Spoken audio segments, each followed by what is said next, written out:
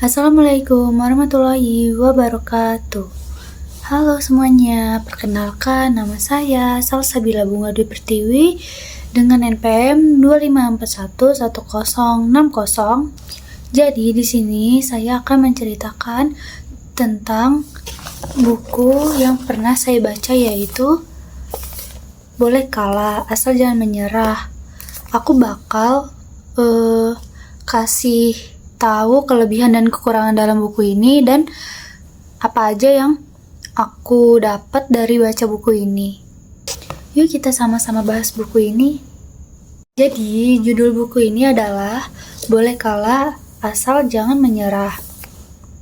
Penulis dari Haidar Musyaffa, tahun terbit 2018, tebalnya ada 229 halaman.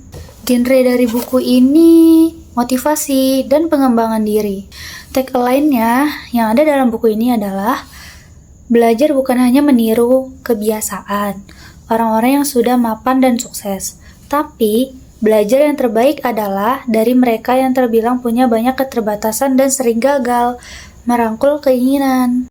Isi dan bagian-bagian buku ini berisi 32 bab pendek yang berisi renungan dan motivasi hidup. Dan kalian mau tahu nggak? Di bab buku ini bagi dalam 3 bagian besar. Bagian yang pertama, menerima kegagalan dan rasa sakit. Itu dari bab 1 sampai bab 10. Membahas bagaimana menghadapi emosi negatif seperti sedih, kecewa, dan khawatir. Pesan utama dari bab 1 sampai 10 adalah gagal itu wajar. Yang penting tetap bangkit dan lanjut melangkah. Bagian 2 dari buku ini adalah membangun kekuatan diri dan spirit ketuhanan, yaitu dari bab 11 sampai bab 22 yang menekankan pentingnya iman, sabar, dan usaha dalam menghadapi hidup. Pesan utama dari bagian ini adalah libatkan Allah dalam setiap langkah agar hati tenang dan kuat.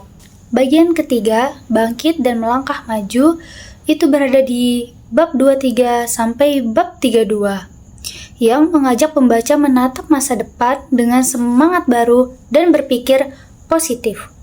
Pesan utama dari bab 3 yaitu sukses butuh proses, keikhlasan, dan keberanian untuk terus melangkah. Yuk kita bahas kelebihan buku Boleh Kalah Asal Jangan Menyerah ini. Yang pertama, bahasa ringan dan mudah dipahami.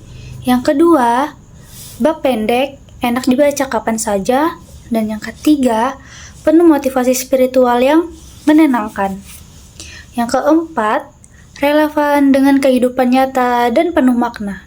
Sekarang kita bahas kekurangan buku ini yuk. Yang pertama, beberapa pesan terasa berulang. Yang kedua, minim contoh nyata atau kisah konkret. Dan yang ketiga, gaya bahasanya umum, kurang mendalami bagi pembaca yang ingin analisis lebih berat.